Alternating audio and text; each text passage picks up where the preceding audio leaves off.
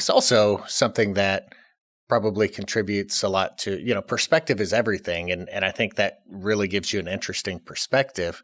And so at this point, you walk up to the building that you see the ad for in the paper and say, this is where I'm going to start? Or how does that work? And what'd you do on day one? I was sitting at the home infusion that day and our server was down. So there was not much we could do. Okay. So I'm talking to a colleague of mine. She's in enrollment of patients, right? And she's like, Amina, why are you daydreaming? And I said, you know what? I don't want to be here. Well, this is down. My mind is just thinking, I need to go back to independent pharmacy. So I was sad that that lady had sold. And so I'm trying to find, how do I go back to it and not go to the chain? Mm-hmm. So I said, I'm going to open my own pharmacy. And she laughs at me. We still laugh about this. She's like, here you go again, Amina, dreaming of all this. I said, I am. And she said, do you know anything about opening a pharmacy? I said, no, but I've seen enough and I just need to find space. So I go on Google and I said, space for business, for pharmacy. And this phone number comes up. So I call this number and this gentleman says, yes, actually, we have a space. And he gives me the address. Do you know it was right across the street from the CVS that I had left? People think it was intentional that I went back to that community, but no. So it was this phone number on Google. And they said, yes, we have a space. And they said it's on Village Lake Drive. And I said, Village Lake Drive? When can I meet you? So we arranged to meet on the weekend, and I see the space across the street from the CVS that I worked. So I say, the universe is telling me I have to do this. So I was like, I want this space. And while I'm talking to him, a lady comes out of, there was a Family Dollar, there was a dry cleaner. A lady comes out the Family Dollar. It was one of my patients. And she says, Amina, what are you doing here? We have been looking for you. They didn't tell us where you left. And I asked her this question. I said, if I open a pharmacy here, would you come? She would say, absolutely. Here's my phone number. So I said, here goes a confirmation. And as I'm talking to her, an older gentleman coming out of the dry cleaner, Mr. Fred goes, Amina, hugs me. He's like, I missed you so much. No one will tell us which store you went to. They thought I was transferred to another CVS. Oh, and wow. They were trying to find me. So I told this guy, I want this space. And so I signed. That is so cool. It is so crazy. I signed this space and I said, okay, so what do I do next? I went online on Google again. How do you open a pharmacy? And I got a whole, like McKesson showed up, North Carolina Mutual, Okay, bye. So I talked to North Carolina Mutual and they took a chance with me. So they took a chance and said, tell us your story, why you want to open. I said, I found this place right across of the CVS that I worked. This is what happened. I know this community. I know all the patients that go there. And so they said, and I said, and I don't have money either. And it was 2009 and the banks were not giving any loans. Right. So they said, we're going to give you 1 year, $120,000 credit. Okay. And we're going to help you get started. And I said, that's all I need. 120,000. I have credit. I have the space. And my friend who had sold the pharmacy had some fixtures that were stored somewhere. And she always told me, she said, you will make a very good independent pharmacy owner one day. And if you need, here are the computers, here are counters and baskets. I was naive to think that's all you needed to open a pharmacy, but I am a person who's not afraid to fail. See, and again, what you said, perspective is everything. So where I come from, this is already more than I have. So it's okay. So I was like, what's the worst that could happen? It can't be worse than what I've seen. Because in America, the worst, I could work at McDonald's and have a paycheck. That right. is more than a lot of people have options around the world where you could still get money and live. Maybe not how you want to, but you're not going to be out the streets. So because that's my bottom line, it's like if the bottom line is still better, you know, it's actually, it gives me hope to try things because it's okay if I fail, you know? And so I was able to take that leap of faith, and with the resources that Mutual gave me, now I went back to my friends at the in-home infusion, and there were a few pharmacists that I knew, and I said, I'm going to do this, but I'm going to need y'all's help because I want to continue working here 3 days a week so I can have some income. And then I reached out to some of my other friends that still worked at the chain, because at those days we used to work 14-hour shifts, right? So you would have a week that you worked 4 days and you had 3 days off, you know, or you worked 3 days and you had 4 days off. So I told a few friends, each one of you are going to cover me in this new store one day. I have no money to pay you, but one day I will. Okay. I said, one day I have the money and I'll pay you. But for now, let's just make this happen. And they said, we're on board, Amina. We'll help you. And that's exactly how I opened the first store.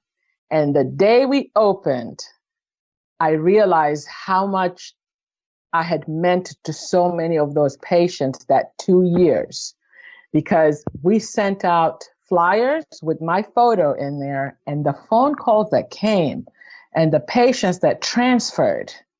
My supervisor at that district is still my friend till today. She said, I had never seen something like that before, because they sent coupons to these patients to transfer back. And the patient said, that's not worth it. We're going to, we don't want your $50. Wow. That's how strong relationships I had made, that I hadn't realized by taking care of the patients the way they felt was the right way to take care of. A $50 coupon was not worth it. They were getting $50 per prescription that goes back, and they say no. And I still have so many of those patients until today. I just keep them until I attend their funerals, you know, because they really meant that much to me too. Sure. So that's just how my story was of building it. They took me to their churches. They are the ones who marketed. I have to tell you this, Will. I didn't even have the time to make an official recording on the phone that had, thank you for calling this pharmacy. Yeah. And I remember one of my older patients came to me one day and said, Amina, I want to give you a gift. I don't like the voicemail on your message where it says, I even forgot about it. It says, you have reached 704. and I said, you're right. I forgot about all those things, right? Right. I was now transferring prescriptions, filling them, and using the Mutual 120,000 credit to only order what these patients are transferring. And so that's how I did it. So-and-so is transferring, I'll buy 3 months of their supplies using that money. So I just budgeted the 120. As we grew, I would return so-and-so's 1 month supply and buy the next patient's 1 month supply using that 120,000 credit. So it was a necessity. I can't believe I've never heard this story. But that is, so a couple of things that stand out, like because of your perspective, your risk tolerance is much different than the average person's risk tolerance, I think, at that, because we have this very elevated comfort level that we've gained this much ground. It's hard to, risk anything, so risk is such a challenging thing. So I think that's really cool how you took that. But the other thing that stands out is that, you were doing so much work that you're technically not getting paid for, but you've built so much goodwill in the community that, there's so much value that was demonstrated in that process that, it is really impossible to put a price tag on. Like, it's such a cool story. Looking back and listening to these patients and what they say that relationship meant to them, now I can say that was our net worth. Yeah. Yeah. So I did that. And so the gentleman that I was talking about, he said, I have a radio voice. So him and his wife came after work, recorded for me. They helped me put the signs up.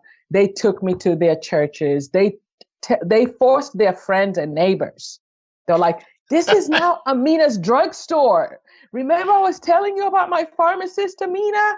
This is now her drugstore. And they were so proud of that idea, that they wanted me to succeed so bad that nothing was going to stop them.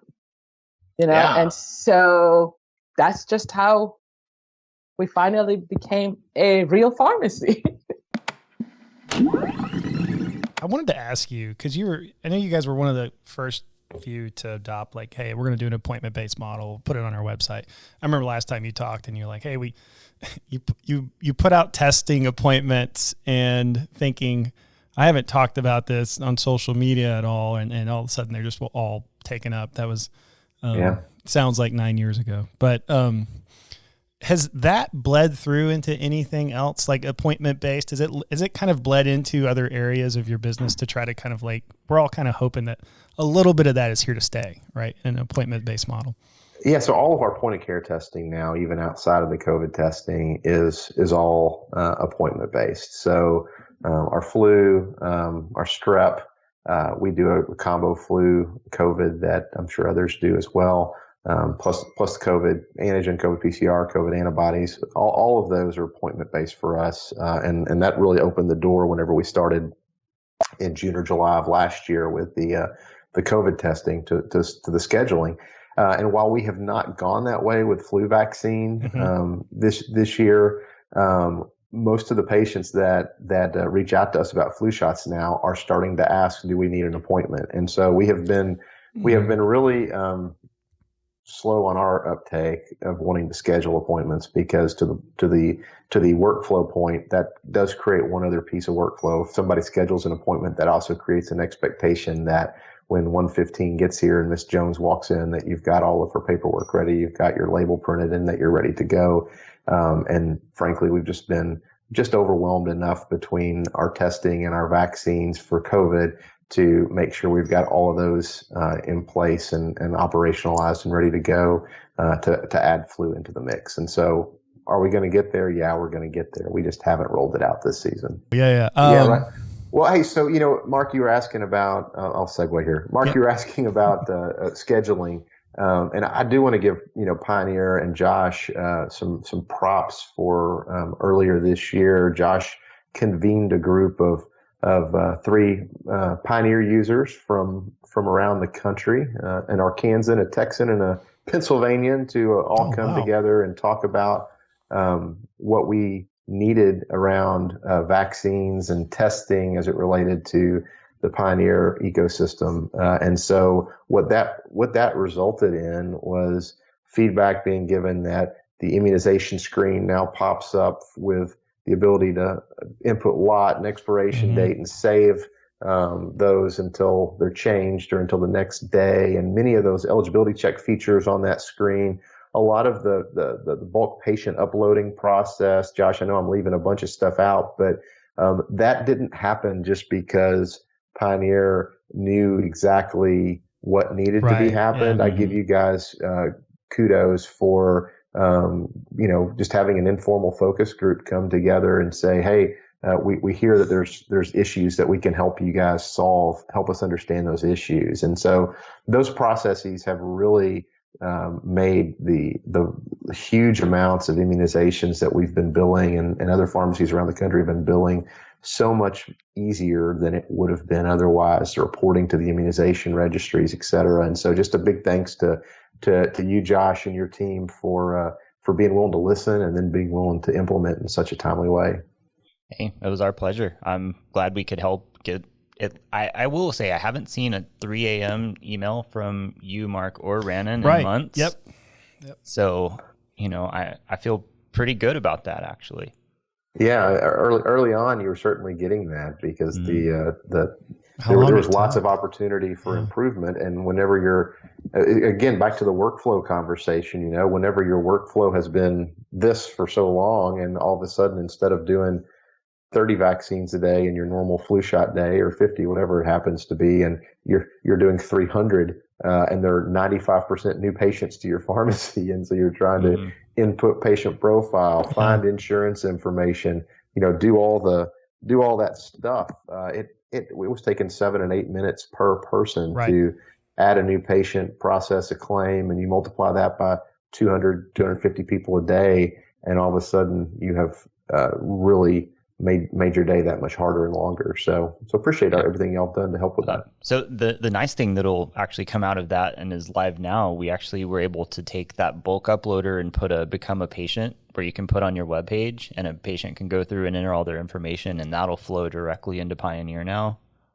And then we rolled out a couple of beta locations on the scheduler. Obviously, we tried to go people who were a little bit slower than you on. Yeah. I don't want to beta test the scheduler with 30,000 vaccines, so we slowed that down a little bit. I would not have been your beta tester anyway. Yeah, We have a process that is baked. working at the moment. Yeah, no, so I didn't even think to ask. I was not anxious to change that, but thank you for that. So next year for flu shots, though, we should be pretty dialed in. Excellent. I mean, I think this is what's great about the last 18 months, as perverse as that sounds, is that I think all of us are looking at pharmacy completely different than we did in January or February of 2020.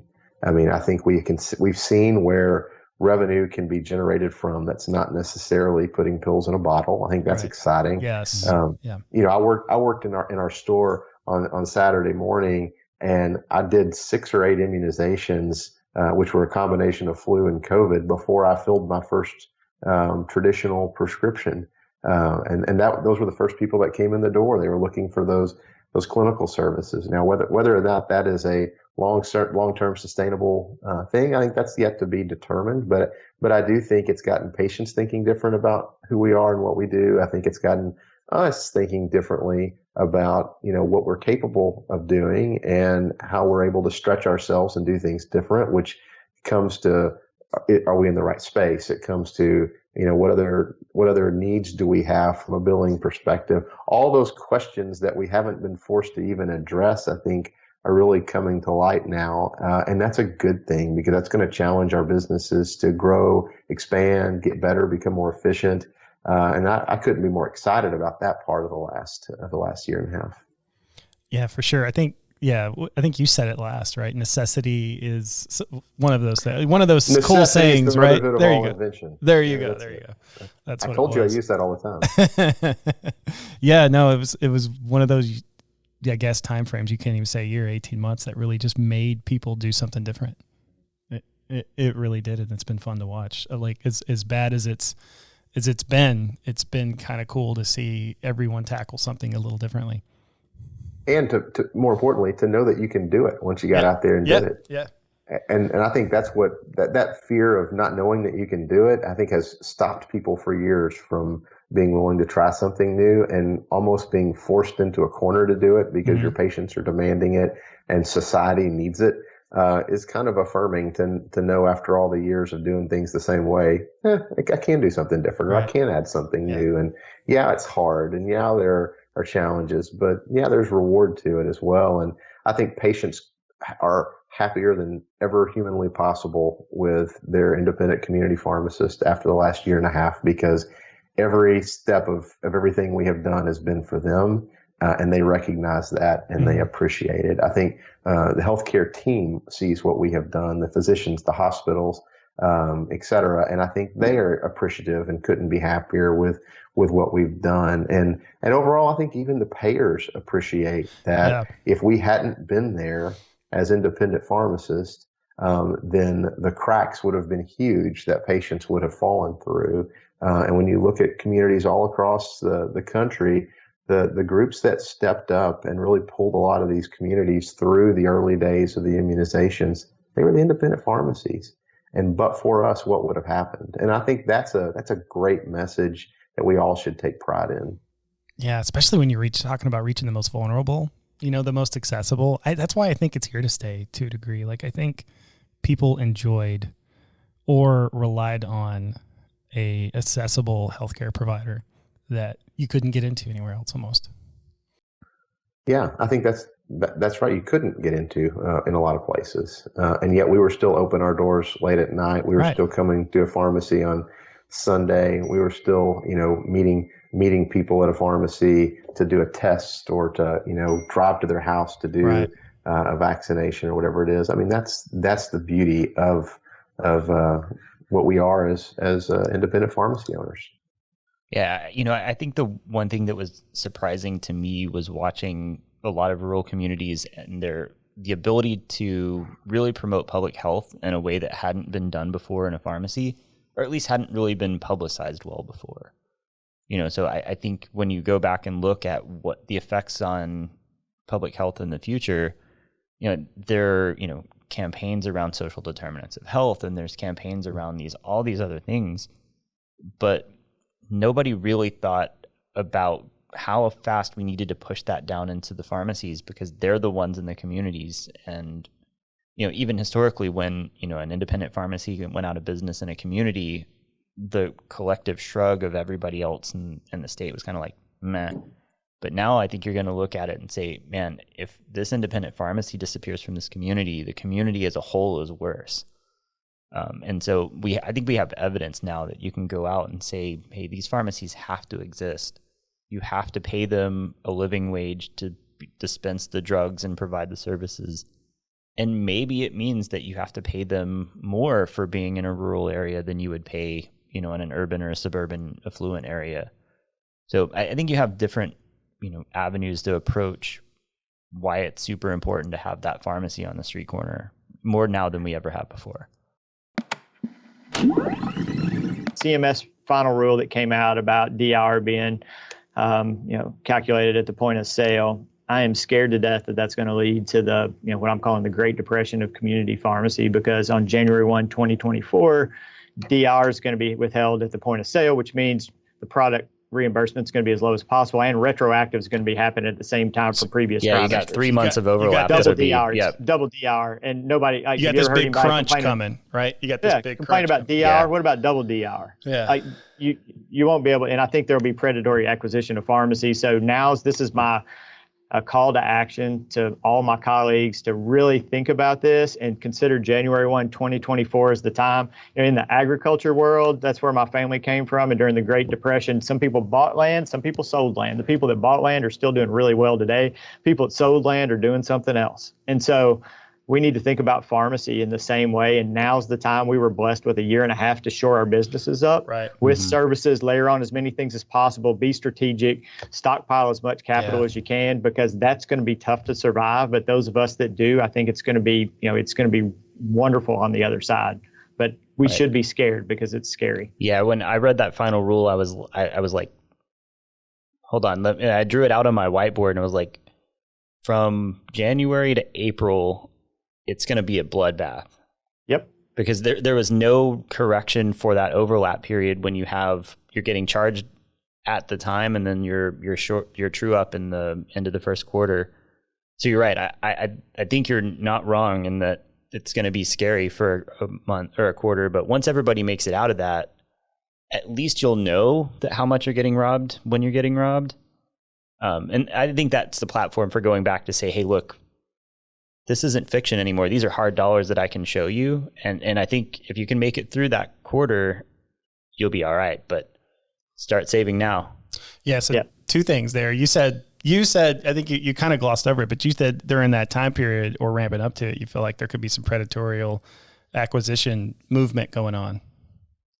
I do. Yeah. I do. I mean, we've seen it in states that had what I would consider somewhat predatory Medicaid reimbursement issues, and then acquisition happens afterwards, and all of a sudden there's the landscape completely changes because of a finite period of time. Mm-hmm. I could totally see that happening right now. Right.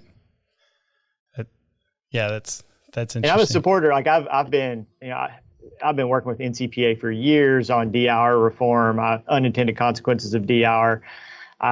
I agree. I think transparency is the best medicine here. So I think it's going to be okay. I just want to make sure everybody's prepared for what's getting ready to happen. Yeah, you can't have enough canaries in the coal mine right now about this kind of crunch coming. Like people talk about rent crunch right now going on with interest rates going up, and and housing prices going up. Yeah, there's a pharmacy industry crunch coming in 2024. Yeah, it's right? funny. The day after I read that, Jeff and I were talking about, I think we all three of us were talking about that first quarter overlap going.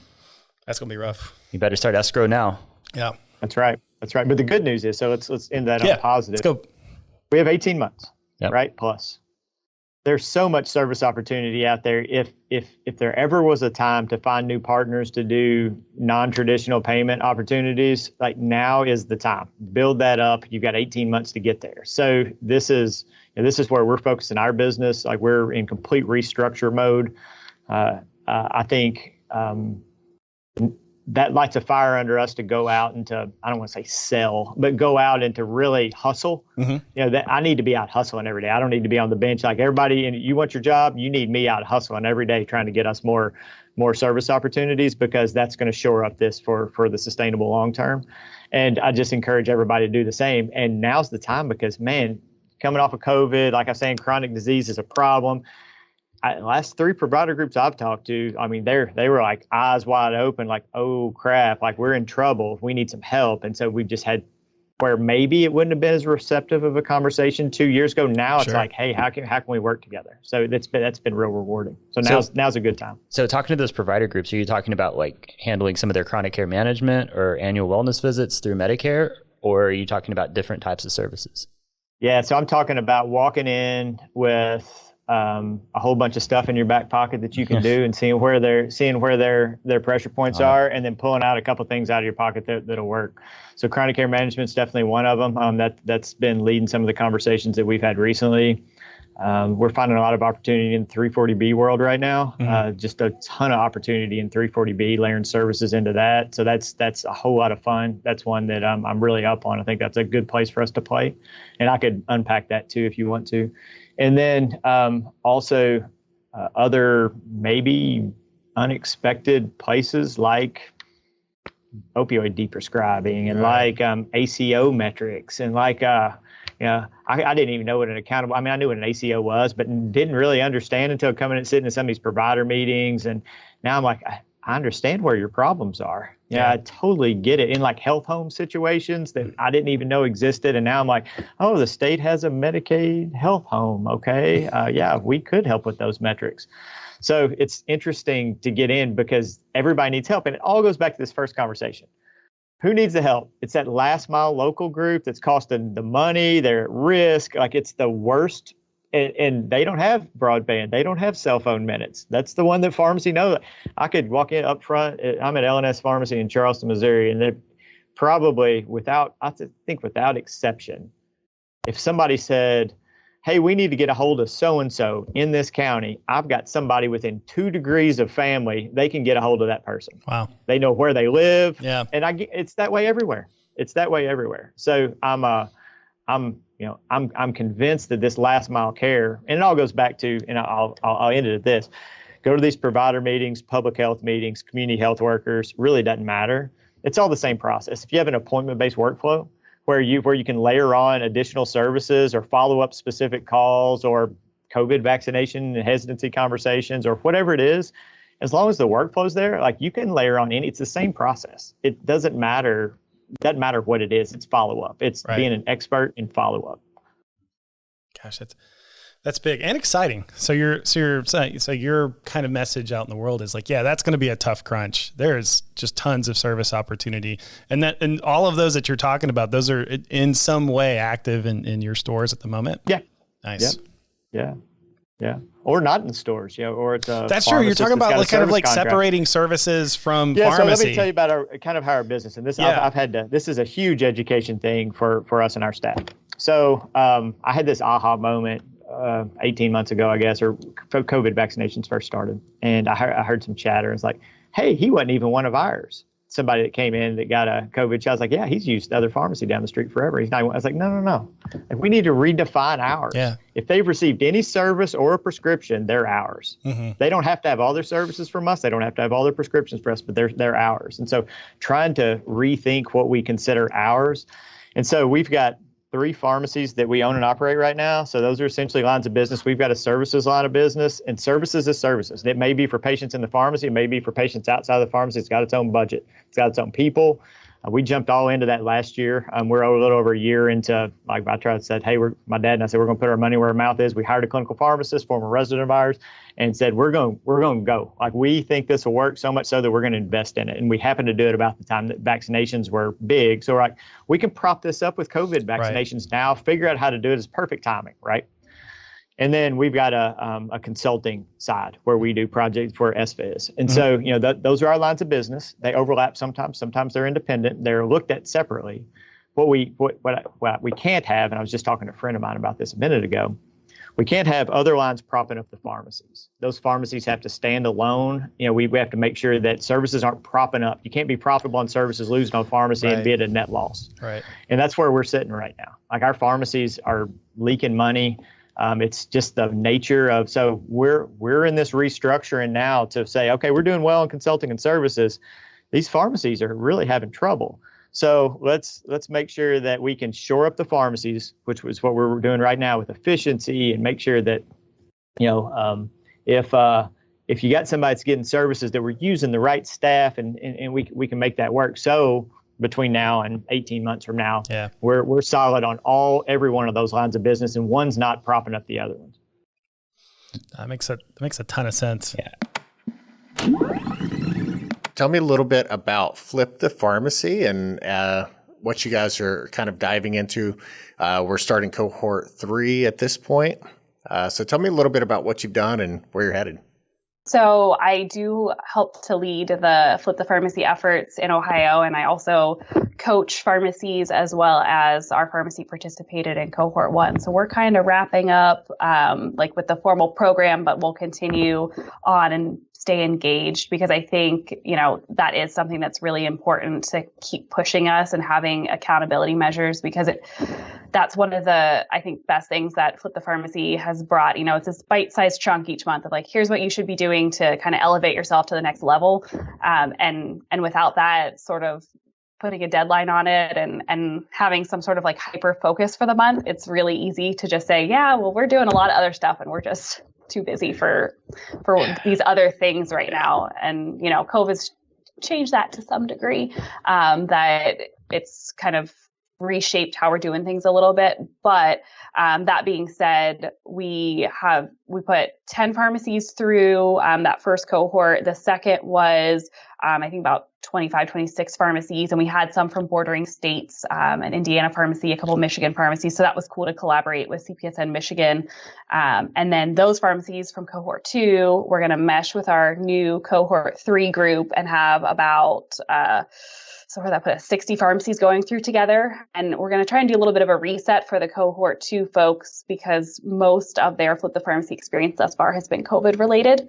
And, that has caused us to really evolve quickly in the pharmacy.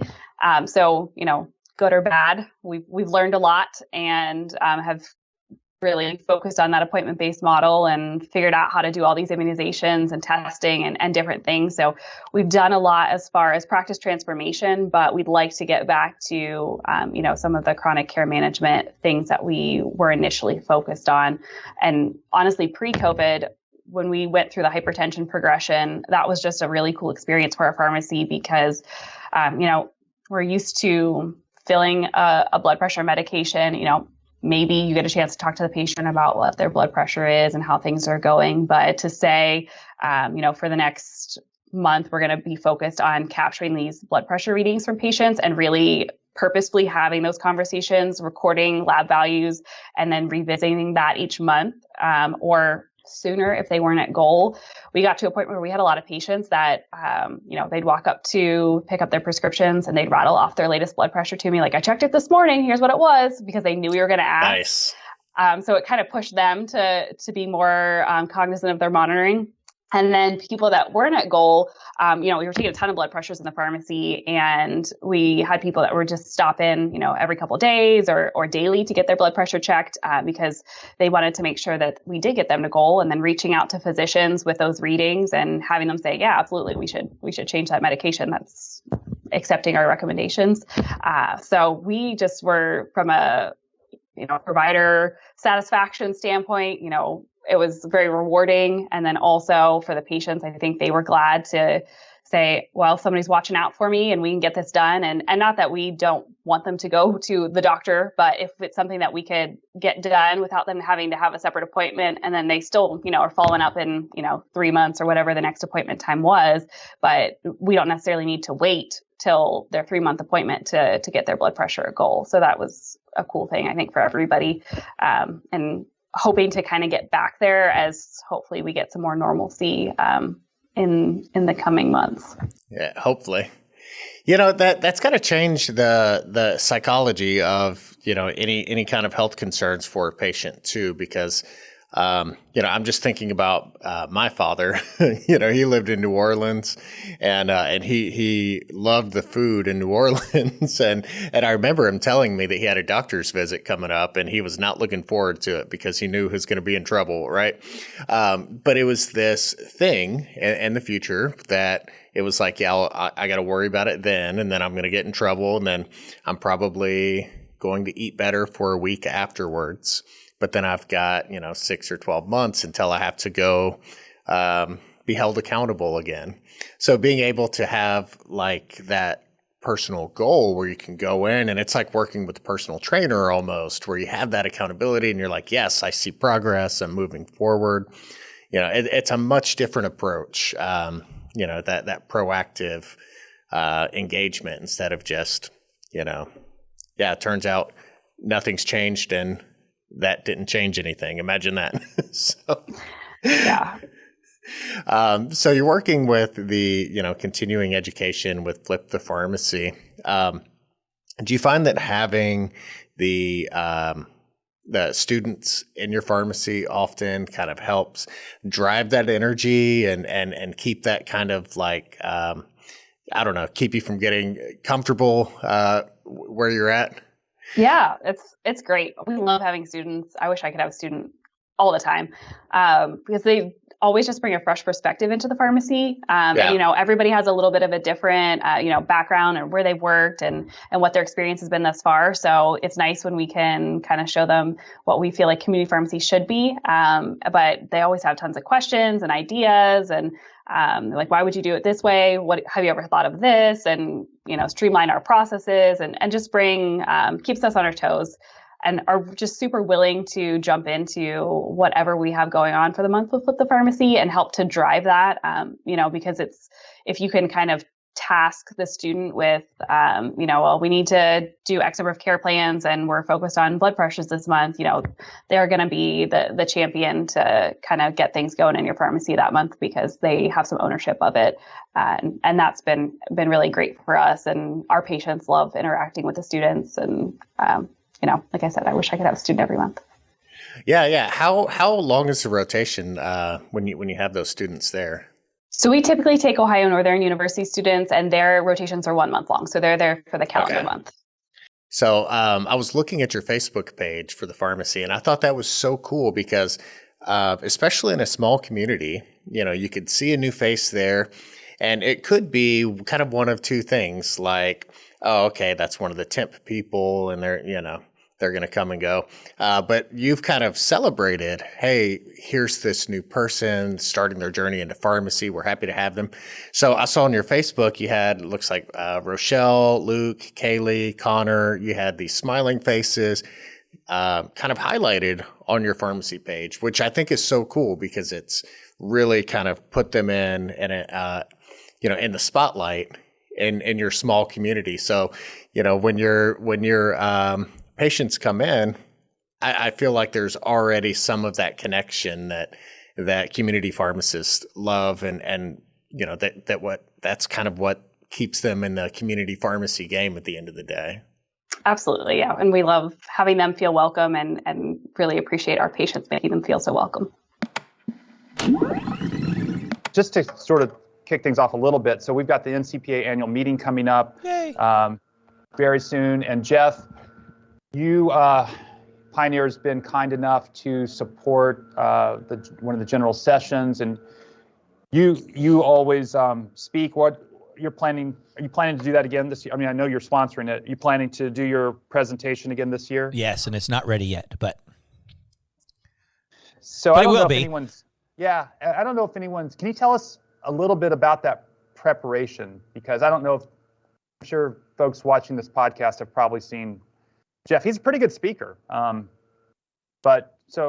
I don't say that to blow, smoke up your chimney. I probably just wouldn't say anything if you weren't any good.